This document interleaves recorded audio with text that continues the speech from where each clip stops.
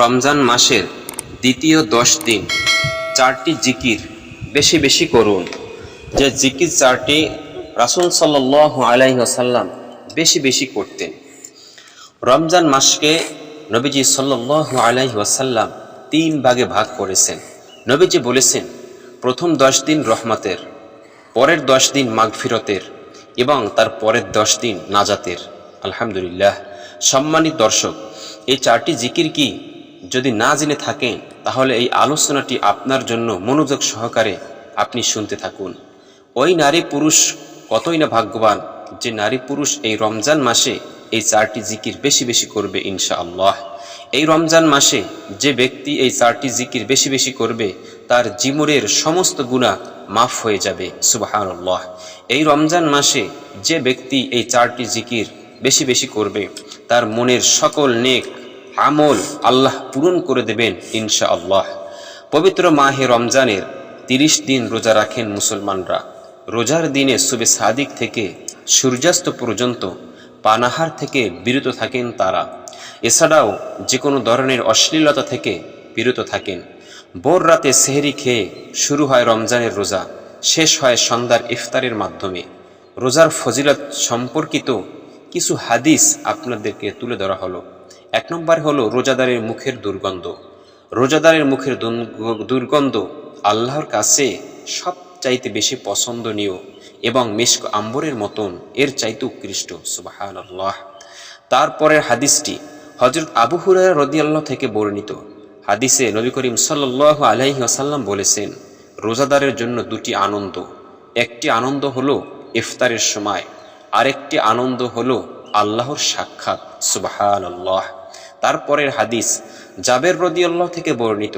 হাদিসে নবী করিম সাল্লাল্লাহু আলাইহি ওয়াসাল্লাম বলেছেন, প্রতিটি ইফতারের সময় এবং রমজানের প্রতি রাতে লোকদের জাহান্নাম থেকে মুক্তি দেওয়া হয়। সুবহানাল্লাহ। আরেকটি হাদিস, রোজাদারকে ইফতার করানো অনেক বড় নেক কাজ।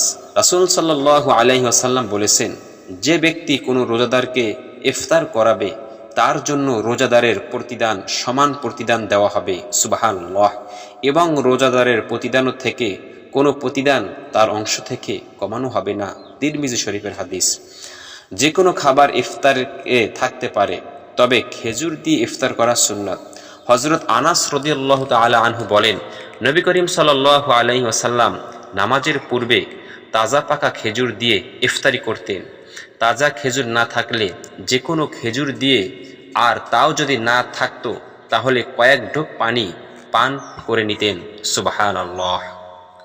হযরত আবু হুরায়রা রাদিয়াল্লাহু তাআলা আনহু বলেন, আল্লাহ রাসূল সাল্লাল্লাহু আলাইহি ওয়াসাল্লাম বলেছেন, যে ব্যক্তি ঈমান সহ পূর্ণর আশায় রমজানের রোজা পালন করে তার পূর্বের গুনাহ ক্ষমা করে দেওয়া হয়। বুখারী শরীফের হাদিস। সুবহানাল্লাহ। নবীজি সাল্লাল্লাহু আলাইহি সাল্লাম আরও বলেন, যে ব্যক্তি কোনো কারণ বা অসুস্থতা ছাড়া রমজানের একটি রোজা পরিত্যাগ করবে, সে যদি ওই রোজার পরিবর্তে আজীবন রোজা রাখে তবু ওই রোজার ক্ষতিপূরণ হবে না। সম্মানিত দর্শক, এখন শুনুন কোন 4টি জিকির রমজানের দ্বিতীয় 10 দিন বেশি বেশি করবেন। ইনশাআল্লাহ শেষ পর্যন্ত শুনবেন।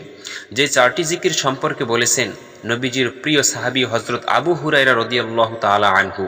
নবীজি সাল্লাল্লাহু আলাইহি ওয়াসাল্লাম নবীজির প্রিয় সাহাবী বলেন, সর্বপ্রথম নাম্বার জিকিরটি হলো সুবহানাল্লাহ। রমজান মাসে প্রথম জিকির যেটা 4টির ভিতর একটি হলো সুবহানাল্লাহ। সম্মানিত দর্শক, সুবহানাল্লাহ জিকিরের কত দাম! আল্লাহ তাআলা বলেন, আমার কোনো বান্দা যদি একবার সুবহানাল্লাহর আওয়াজ দেয়, আমি আল্লাহ আসমান ও জমিনের মধ্যবর্তী যত ফাঁকা জায়গা রয়েছে সকল ফাঁকা জায়গাগুলোকে নেক দ্বারা পরিপূর্ণ করে দিই। সুবহানাল্লাহ, সুবহানাল্লাহ। 2 নম্বরে জিকির হলো আলহামদুলিল্লাহ। আলহামদুলিল্লাহ শব্দের অর্থ আল্লাহ তাআলার নিয়ামতের প্রশংসা করা।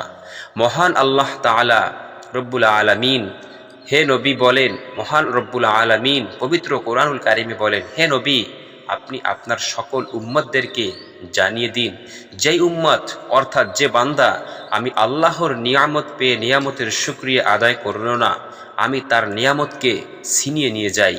অর্থাৎ সম্মানিত দর্শক, আপনাকে সহজভাবে বুঝাই, আপনি যখন খাবার খাবেন, খাবার খাওয়ার শুরুতে বলবেন বিসমিল্লাহ, এবং খাওয়া শেষ হয়ে আপনি বলবেন আলহামদুলিল্লাহ, অথবা যে কোনো রিজিক আপনি ভক্ষণ করার পরে বলবেন আলহামদুলিল্লাহ। সম্মানিত দর্শক, দেখুন এই পৃথিবীতে শুধু মানুষ ব্যতীত যত প্রাণীকুল মাখলুকাত আল্লাহ রব্বুল আলামিন সৃষ্টি করেছেন, সকল কিছুই আমাদের উপকারের জন্য রব্বুল আলামিন সৃষ্টি করেছে। এজন্য আমরা একটিবার হলেও বলতে পারি আলহামদুলিল্লাহ। আমরা যদি আল্লাহ তাআলার প্রশংসা বেশি বেশি পরিমাণে করি, তাহলে আল্লাহ পাক রব্বুল আলামিন আমাদেরকে কবুল করে নেবেন ইনশাআল্লাহ। 3 নম্বর জিকির হলো লা ইলাহা ইল্লাল্লাহ। কোনো ব্যক্তি যদি দুনিয়াতে একবার বসে লা ইলাহা ইল্লাল্লাহুর আওয়াজ দেয়, এই আওয়াজটুকুর সাথে সাথে আল্লাহ তাআলার আরশে জমিনে গিয়ে ধাক্কা লাগে, সুবহানাল্লাহ। তখন রব্বুল আলামিন বলেন, ও খুঁটি তুমি কেন কাঁপো?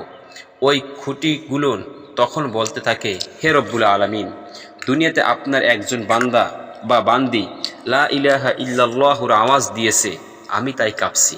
তখন আল্লাহ রব্বুল আলামিন বলেন, তুমি কাঁপা বন্ধ করে দাও। তখন সেই খুঁটি বলল, হে আল্লাহ, আমি কাঁপা থামতে পারবো না যতক্ষণ না পর্যন্ত আপনি তাকে মাফ করে দেবেন, সুবহানাল্লাহ। ততক্ষণ পর্যন্ত আমি শুধু কাঁপতেই থাকবো। তখন রব্বুল আলামিন ওই বান্দা বা বান্দিকে ক্ষমা করে দেয়, সুবহানাল্লাহ, সুবহানাল্লাহ। রাসূলুল্লাহ সাল্লাল্লাহু আলাইহি ওয়াসাল্লাম বলেন, সর্বোত্তম জিকির হলো লা ইলাহা ইল্লাল্লাহ এবং সর্বোত্তম দোয়া হলো আলহামদুলিল্লাহ। হযরত মুআজ রাদিয়াল্লাহু তাআলা আনহু থেকে বর্ণিত, রাসূলুল্লাহ সাল্লাল্লাহু আলাইহি ওয়াসাল্লাম বলেছেন, যে ব্যক্তি খালেস অন্তরে একনিষ্ঠতার সঙ্গে লা ইলাহা ইল্লাল্লাহ বলবে, সে জান্নাতে প্রবেশ করবে, সুবহানাল্লাহ, সুবহানাল্লাহ। যে ব্যক্তি একমাত্র আল্লাহ রব্বুল আলামিনকে সন্তুষ্ট করার জন্য লা ইলাহা ইল্লাল্লাহ বলবে, কিয়ামতের দিন সে এমনভাবে উপস্থিত হবে যে তার উপর জাহান্নাম হারাম হয়ে গেছে, বুখারী শরীফের হাদিস। প্রিয় দর্শক, আর একটা হাদিস শুনাই। হযরত আনাস রাদিয়াল্লাহু তাআলা আনহু থেকে বর্ণিত, রাসূলুল্লাহ সাল্লাল্লাহু আলাইহি ওয়াসাল্লাম বলেছেন, কিয়ামতের দিন আল্লাহ তাআলা বলবেন, হে মুহাম্মদ সাল্লাল্লাহু আলাইহি ওয়াসাল্লাম, সৃষ্টির মধ্য হতে আপনার উম্মতের মধ্যকার এমন ব্যক্তিকে জান্নাতে প্রবেশ করান, যে ব্যক্তি একদিন হলেও ইখলাসের সঙ্গে এ সাক্ষ্য দিয়েছে যে আল্লাহ ছাড়া কোনো ইলাহ নাই এবং সে এর উপর মৃত্যুবরণ করেছে, সুবহানাল্লাহ।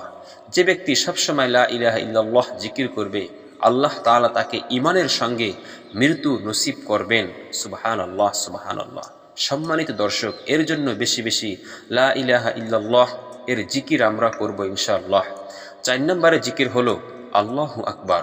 সম্মানিত দর্শক, আল্লাহু আকবার শব্দের অর্থ আল্লাহ মহান, আল্লাহ সর্বশক্তিমান, আল্লাহ সবচেয়ে বড়, তার চেয়ে বড় আর কেহ নাই। সম্মানিত দর্শক, যে ব্যক্তি আল্লাহ তাআলাকে সবচেয়ে বড় মানে, সবচেয়ে বড় হিসেবে আখ্যায়িত করে, রব্বুল আলামিন তাকে দুনিয়ার বাদশাহী দান করবেন ইনশাআল্লাহ। আনাস রাদিয়াল্লাহু তাআলা আনহু থেকে বর্ণিত হাদিসে এসেছে, একবার নবীজি সাল্লাল্লাহু আলাইহি ওয়াসাল্লাম গাছের একটি ঢাল ধরে ঝাঁকি দিলেন, কোনো পাতা পড়ল না। তিনি আবার ঝাঁকি দিলেন, এবারও কোনো পাতা পড়ল না। তবে তৃতীয়বার ঝাঁকি দেওয়ার পরে অনেকগুলো পাতা ঝরল। তখন নবীজি সাল্লাল্লাহু আলাইহি ওয়াসাল্লাম বললেন, নিশ্চয়ই সুবহানাল্লাহ, আলহামদুলিল্লাহ, লা ইলাহা ইল্লাল্লাহ ও আল্লাহু আকবার বলা বান্দার গুনায় জড়িয়ে দেয়, যেমন শীতকালে গাছের পাতা ঝরে যায়, সুবহানাল্লাহ, সুবহানাল্লাহ। এর জন্য প্রিয় দর্শক, আসুন আজকের পর থেকে আমরা এই 4টি জিকির বেশি বেশি পরিমাণে পাঠ করার অভ্যাস গড়ে তুলতে পারি ইনশাআল্লাহ। এবং রমজানের যে দ্বিতীয় দশকের ভিতরে যে 4টি জিকির আমরা বেশি বেশি জানি করতে পারি, আল্লাহ তাআলা সেই তৌফিক দান করুন, আমিন।